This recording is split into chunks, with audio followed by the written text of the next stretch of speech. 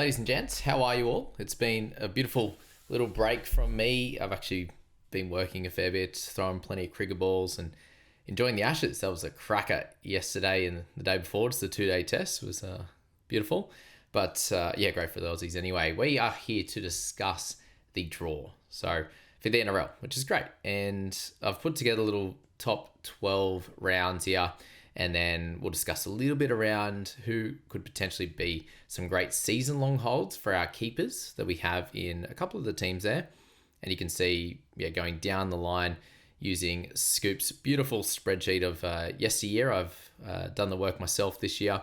We're going to go through some of those holds. We're going to look at some great rounds 1 to 14 buys and potentially some good round 1 to 11 guys as well. So just a very brief overview. This will be the first video of the preseason. We'll then have a good break again until pretty close to when the game does open up for NRL Fantasy and for Supercoach. So here is just going to be that brief overview of all the guys and all the teams you could potentially target here early on. So of course the Tigers have a round 1 bye again. They had that 2 years ago when Lockie Galvin was the young up and coming gun. Now heading into this season, they're probably a team that we are less excited about in round 1 for buys, unless anything comes out rookie-wise. They seem to be a team slightly on the rise, which is great for them, great for their club, but they're not being treated that way. They're still being treated as a cellar dweller. So not really any guys we want to look at in that Tiger side at this point. And when you look there, they've got the round 12 bye also. So it's not like they're a team that you can stash away for a looper in round 1 to then get a lot of benefit as a potential season long hold there. And then when we get to it, I'll talk through a couple of those teams that are great for that season long hold. Now the doggies there, they are a little bit nicer for that potential season long hold, but they do have a couple of buys in that period. So for those that are newer here, I'm Jamie, welcome in. Round 12, 15, 18 are going to be those major buys there, but there are a few teams that do miss out on having 2 buys during that period. All the others do have the 2, which does make it a little bit tougher through that time period there. And you'll see a few of these earlier teams only have that 1 because they've had the early buy as well.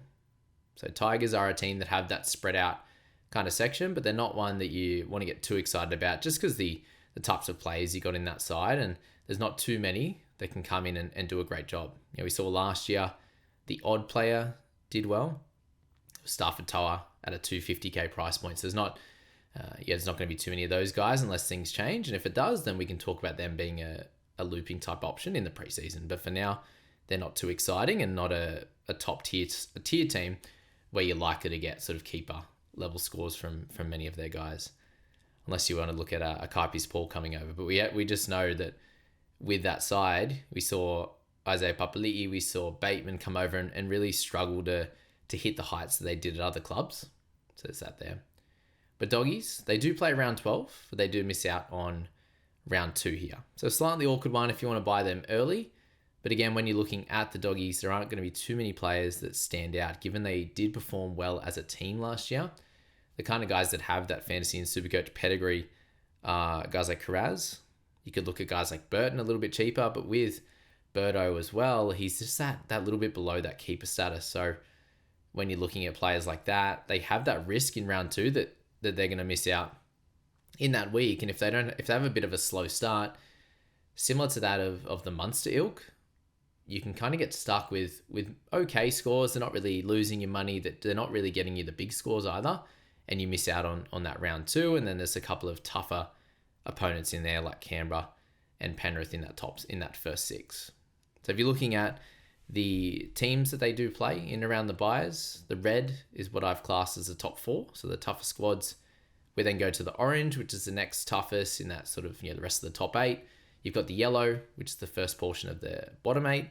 And then you've got the green, which is the target team. So if you just do a quick scroll down, you can see the Cowboys have a pretty nice first 3 with Newcastle, with the Tigers and the Titans there. And then some other squads like the Eels have a tough start with Melbourne, with Brisbane and Penrith as well. So the doggies, where are they going to sit this year? That's going to be the big question that we're all going to think about. And I think with that start, the Dragons will be a nice one early. They'll go back and forth at each other. I know the Dragons can be the March premiers and start hot into that bye into Canberra. A very easy team to have a look at in the early period. For the Eagles there, they have the round 3 bye. Jamal Fogarty comes over to the side, so that's going to be exciting to see. And we know that he can be a season-long keeper there, and he had a pretty nice year. He's had a pretty consistent sort of 3 years over at the Raiders and moves over to the Eagles, where he'll become very important. And he's got Luke Brooks, who I think play somewhat of a similar role to Ethan Strange, just not being as good of a player, as we saw by the Dally M6 of the year that Strange had. Kicking wise, Brooks will probably kick a little bit more, so there is that to think about. But when you look at the rest of the Eagles squad, could you start with a Turbo? Probably not. Would you start with any of their forwards? Look, something would have to change. We'd have to see a rookie or a bit of an increased role or something like that with the Eagles. Maybe I'll pick my boy Davy Moale, I think, who's moved over there. Not. He's black banned. Never again, that young fella. When's he gonna step up? I thought it was last year. Apparently not. So the Eagles are a team that I think we can watch early again with their round 3 bye. And they're actually one of the teams that you can have a little purchase, I think, after their first bye. I've got the Tigers and Manly in that situation there. That do have a good run after that. And just have the one bye in that middle period. So they're very much an easy team just to watch early. And then you can potentially have a look at them.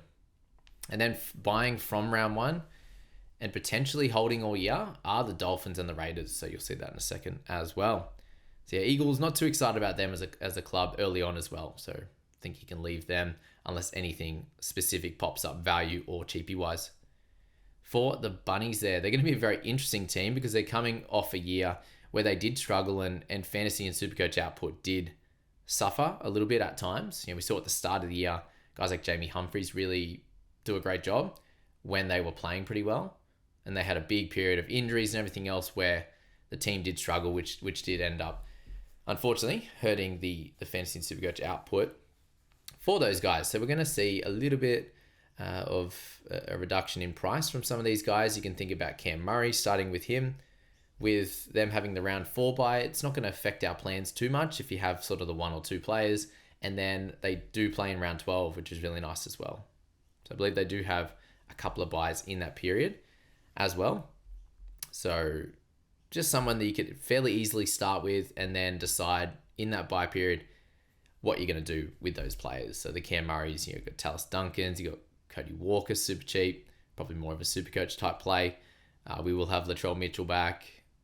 We'll have to see where they're at with other players like Campbell Graham and these guys that will come in at a cheaper price point. So a team that is much more exciting to think about when you're looking at your starting team, because round 4, it's not too hurtful to your early plans. And when unless you're sitting with 3 or 4, that could hurt you in round 4. But other than that, 1 or 2 should be fine. Now the Roosters, a little bit awkward with round 5 and round 12, but again, you should be able to manage that fairly easily. Are the Roosters going to be a team this year that's super relevant? The last 2 years they have been, with Terrell May, and then last year with the Wongs and also some of the other guys like Nafahu White is a very interesting option there as well. So the forwards seem a little bit more settled for the Roosters, and probably means there's going to be a little bit less movement as well in their back line. 6 and 7 with, oh wow, I can't believe I said 6-7. It's been a long off season, hasn't it, for that one. All of you that have got kids, I imagine it's still prominent in your household. But yeah, Roosters, that type of team. Something pops up, sweet, but not a very big target squad. Dolphins, on the other hand, very different, with a round 6 bye and a pretty solid start with South Titans, Cronulla, Brisbane, Manly. It's not too bad there. Do have some red a little bit after that with Penrith, Melbourne, and Canberra. But bye-wise, they become a very, very interesting squad to look at with the spread out buys. So 1 in 6, 1 in the middle period in the buy section, and then 1 later in the year. So Dolphins, if you manage to see a couple of guys that are of interest in your side, whether it be the returning Fleglers and Max Plass, or we get a little bit of interest from like a Trey Fuller if he gets the fullback slot, among other guys that could pop up. If you want Herbie early, it'd be very expensive, but those are the types of guys that you can look at as season-long keepers, or if something comes up value-wise who could push into keeper status, they're the type of things that could get you off to an incredible start. And then really when we're looking, the reason why we're talking about season-long holds is being able to use your trades in other ways, right? So if you can finish the year with 2 or 3 guys that you didn't have to trade, that's amazing. And we know that the things will happen, injuries and stuff like that. You could look at potentially holding a guy all year, and then it gets to the point where you're like, oh, this is the great section to have them, and they get injured, and that's part of the draw. Unfortunately, in footy, it's going to happen. So, but if you can avoid that, and your players will get lucky, they'll miss the odd game here or there through a concussion, a suspension, or whatever. But if you can have them for that entire period and focus your trading in other areas, it can go a long way for you guys. Doing some really, really good work. So that's the Finns. I really like them as a potential target team if the right situation pops up. Now the Sharkies are a little bit different. They've got around 7 and around 12 buys, so 2 kind of close together.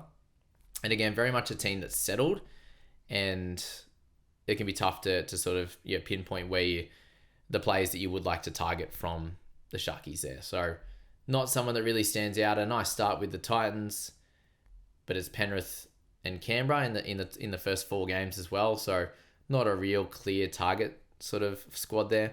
And when you're looking at Penrith, I think with a very much more of a settled squad, and they're not coming off a premiership, I think they should start a little bit nicer than they have in the previous few years. The Sharkies, not too exciting for them there.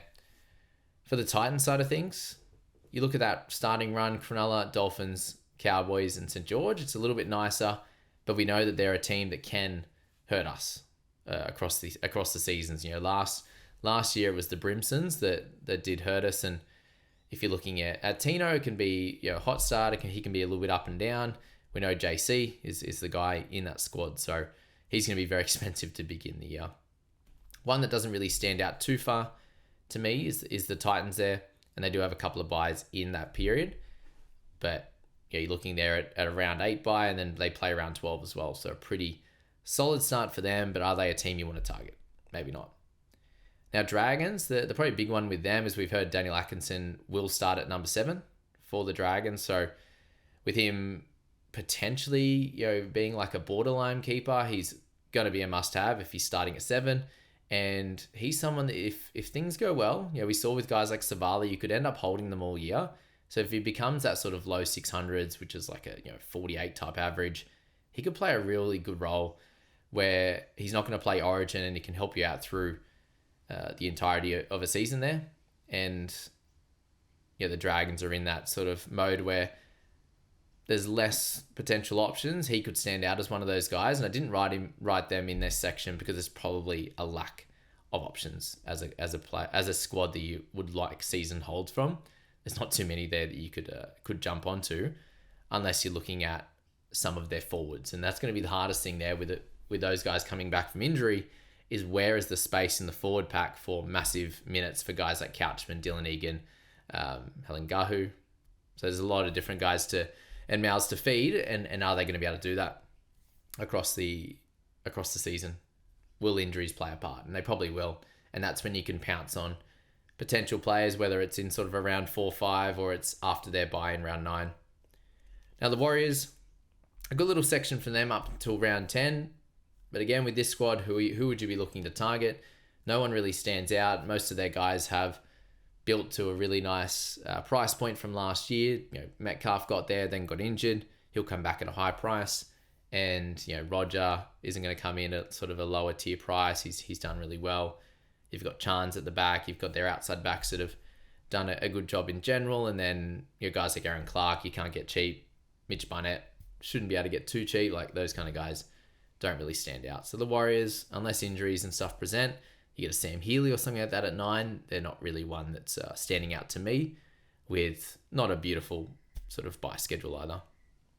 Now the Raiders, the team that excites me the most. If you're looking at a season-long hold, I've got them there, the Dolphins and the Raiders, but the Raiders are more exciting just because of the amount of guns you could potentially pick up from the start. And we saw them last year to have a pretty good start to the year. Took a long time for them to get their first buy, and it's very similar this year. But they don't have multiple buys throughout that period. Whereas last year was like a 15-19 type combo. They only have the one in there this year. So the one just before the major, but it's a standalone, which is cool. And then from there, it gets really nice with an extended later buy. Like last year, but they had 15-19 and then the later one as well. Whereas this one, they're spread out a little bit more, but enough for it to be really, really nice for your fantasy and supercoach sides. And with them, I'm expecting them to be a top 4 side again. The starting draw is fine. Like it's sort of like a medium tier with no really, really tough sides. So they should start pretty well again. And the only worry with them is going to be around most of their guys having an awesome season and being at a too high of a price. So things will pop up potentially. Even if someone loses a bit of cash in the first month or so, they could be a really good target, even in around 5, 6, 7, 8 even, with their spread out buys.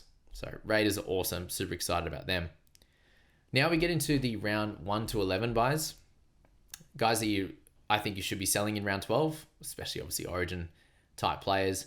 But in general, with a lot of these guys having round 12 and round 15 buys, or 12 and 18, or at least 2 in that period and then 1 later as well. So it's the Knights, the Panthers, the Broncos, and the Eels all in a row here, you can see, with their 4 buys. So you got the Knights with their one there. Their start to the year is pretty solid and a great, very, very happy with the draw that they've picked up, just because we're likely to be picking a Ponga, Dylan Brown, these type of players. There'll be potential for Jermaine McEwen on the edge there. So for the Knights, this is a great draw. Exactly what we wanted, and we can decide come round 12 if any of them are pure keepers or they could be moved on, just with the annoyance of that draw and the 3 buys remaining for the second half of the season. The Panthers are up next. They've got somewhat of a tougher draw with Cronulla, Roosters, Brisbane in that top 3, Melbourne in round 5. But I do expect a bit of a stronger start to the season, like I said earlier. We know that they've got the Clearys, Yos, these types of guys that could be great. Do you spend that money on those guys early? You easily can, because you're probably selling them come round 12 anyway. Just don't expect to hold any of their Origin guys because of the 3 buys from there, but also backing up and all these problems that they're going to come if they are an Origin type player. For the Broncos there, same thing, round 12. Have a tougher start with Penrith, Para, Melbourne. We know that they can easily step up. They could be a fun sort of pick come round 4, 5 there with Dolphins, Titans, Cowboys, Tigers, where you could see a lot of their guys are at a really high price and they could drop a little bit potentially if they get out of the blocks a little bit slow to then be an option there. But again, round 12 would be where you'd want to likely sell a few of these players. For the Eels, they're up next. So they've got the toughest draw to begin with Melbourne, Brisbane, St. George, and Penrith before it opens up a little bit as well, similar to the Broncos there. There'll be the odd player that comes up in the Eels. Mitch Moses potentially, with Lomax now gone. But it doesn't stand out too much. Number 6 could be interesting depending on who takes that one. But not a team that really excites me, apart from not having a bye early. And then the Cowboys and the Storm both have their first buy in round 15. So 100% sell in round 15, but they are squads that you could easily start with or purchase early and get for that first portion. Round 12 and 13 going to be really important as well to have those guys, and you can hold them for the first half of the season. Not worried about them outside of injury or suspension, and they'll be awesome. So excited by that, especially around the Storm. The Cowboys, really nice start with 4 greens there in the first 5. But who in that side are you interested in other than like a Reid Marnie, who could be a very easy hooker hold for the first half of the season and then decide from there? He's probably made all his cash by that point, or hopefully not lost any, but he'll come in pretty cheap. Will you start with a Drinky early with a nice draw? Does Jackson Purdue at 6 interest you at a mid-range price? It could do with that nice start. So it looks like the similar start to what the Knights had last year, and that was a really good beginning start to the season with Ponga, with Marzu, with Dylan Lucas, with Fletcher Sharp. Those types of guys came out hot, and that could be the same for the Cowboys, although very hit and miss like the Knights have been.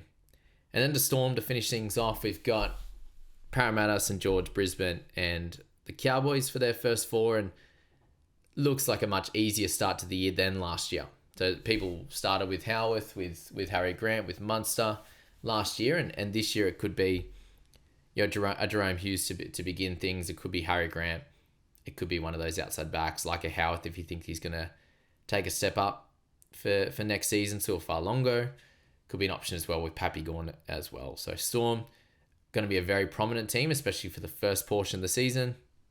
And those Origin guys, you probably sell round 12 anyway, so you get an unhampered first 11 rounds of the season. So that's sort of the big thing with the bye period to start off the year. We don't have to worry too much about those Knights players that we do want having an early bye or a round 1 bye, and the Tigers, it's kind of a little bit irrelevant for us. Doesn't force us into too many problems. And just seeing the Storm without a bye for the first section of the season, same with Panthers. We don't have to worry about Cleary. We don't have to worry about Harry Grant and with the Broncos like Payne Haas and these types of players as well. With the guys with the early bye, Tigers, Dogs, Eagles, not incredibly relevant. So it does make the starting sides a little bit easier for us. But we're still going to be looking for value.